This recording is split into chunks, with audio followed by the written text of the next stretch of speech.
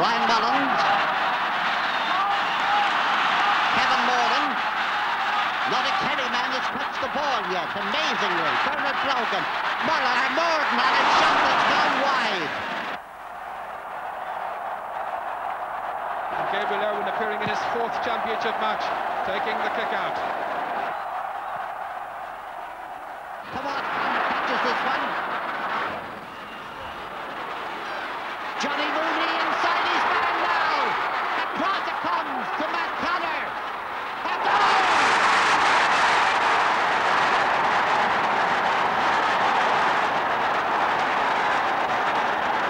Dermot Flanagan, kicker at the sideline ball.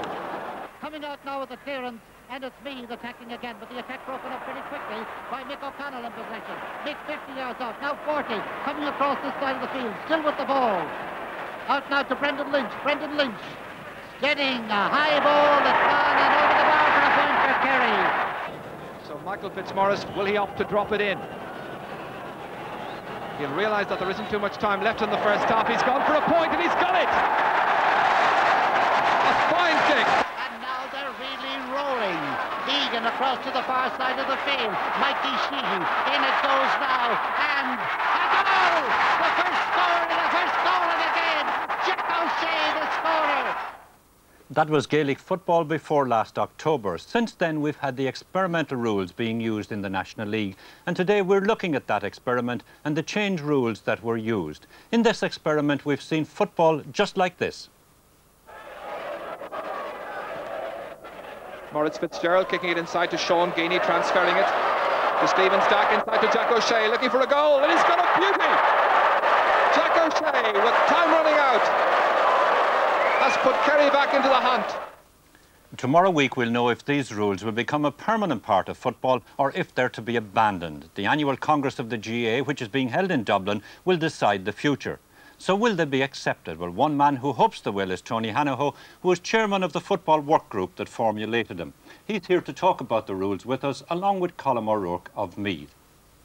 Well, Tony, have you been satisfied so far with the way the experiment has gone? Yes, Mick, the rules would seem, or the results would seem to be fairly positive at the moment. Even a cursory glance at some of the survey results show that there's an increase of 75% in goal scoring, an increase of 39% in points. There have been larger attendances, and the two main groups that we wanted to get at mostly were the players and the patrons, and they would seem to have enjoyed the new experiment. Well, Colm, as a player, what's been your general reaction? Well, my reaction in general has been fairly positive as well. I think the game has become a bit more enjoyable because league matches in the depth of winter on bad pitches generally have been hard-slogging, low-scoring affairs. But the amount of movement and extra scores that have been generated by the introduction of these new rules has certainly helped to increase the enjoyment level of the players. OK, well, we'll have a more detailed look at the new rules later, but first some interesting facts that have emerged from a survey about the value the spectators are now getting in the National League. The scoring rate in the 1988-1989 league came to 194 goals and 1,714 points. But in the first 7 matches of the current league, it's gone up to 337 goals and 2,366 points. That's a 75% increase in goals and 39% increase in points. And in playing time, that's the time without stoppages, there's been an increase of 15%. Well, now, let's have a look at some action from football as it was played under these new rules. Tom Spillane, 65 metres out from the Cork goal. Ambrose O'Donovan making an advance forward, taking the return back from Jack O'Shea, shouldered there by Conor Coonahan. O'Donovan on his feet, remains composed, but can't get the strike on target. Well, the fans now, I think, in Páirc Uí Chaoimh certainly warming to this contest, which is in the 3rd quarter. Dave Barry, nice little flick inside towards Shea Fahy. Looking for the return is Dave Barry yet again. Well, he got the last point for Cork. He flicks it inside towards Shea Fahy. The 2-man attack, the shot, the chip, the goal! Shea Fahy's 3rd goal of the league campaign. And if ever there was a 1-2 act, well, there it was. Dublin ahead by 6 points, having used the elements with style. That's a mighty one. Oh, a huge kick. Oh, what a kick.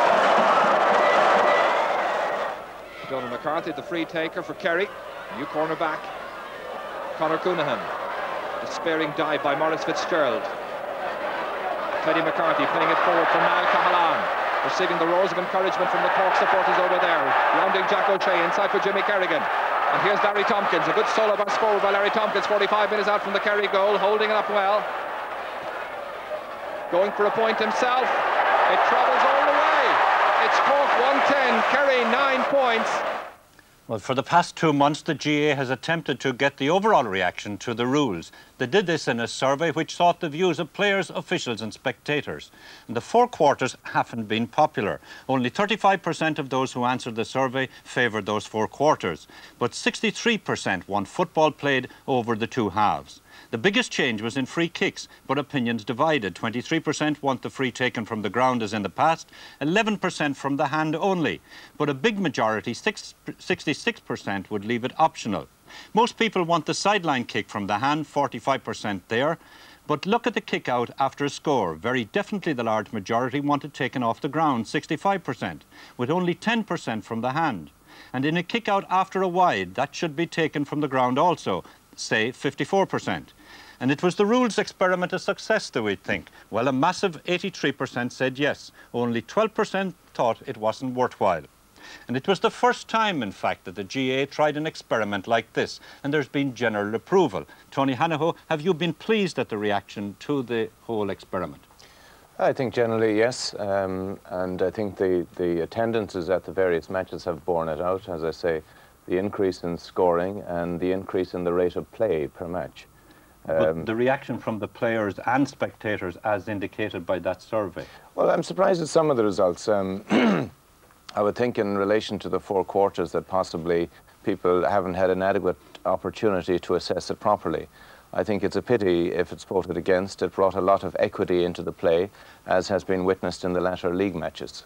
Well, one would have thought that it was seen to its best advantage in the month of February when we had those awful gales, because that's what you were bringing it in for, to get over the vagaries of the weather. And yes, and gales. In particular the Dublin-Kerry match, where Kerry got back into the game within a point of Dublin, and it would not have happened if it hadn't been for the quarters.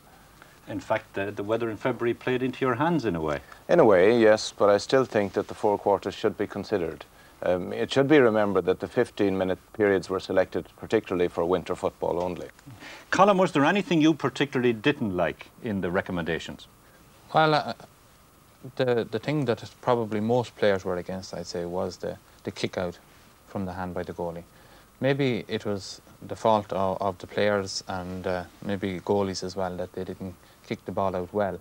And maybe it showed up to a deficiency in the overall standard of hand kicking by the goalkeepers in the country. But I think a lot of the midfielders and the people who were used to high fielding at midfield didn't have as many opportunities to do so with this new kick out. Now, maybe it would settle down after a while if it was continued, and that we'd still have some high fielding. But I think that a bit of the problem will be that the flight of the ball tends to be somewhat different from a kick from the hand rather than off the ground. Generally, have you felt that there was less pulling and dragging, which is what the work group tried to get rid of? Well, I think that's a bit of a myth, in fact, because I don't think any rules will stop fouling. But obviously, what it did was that in the cases where there was freeze, it gave the person an opportunity to move the ball on faster.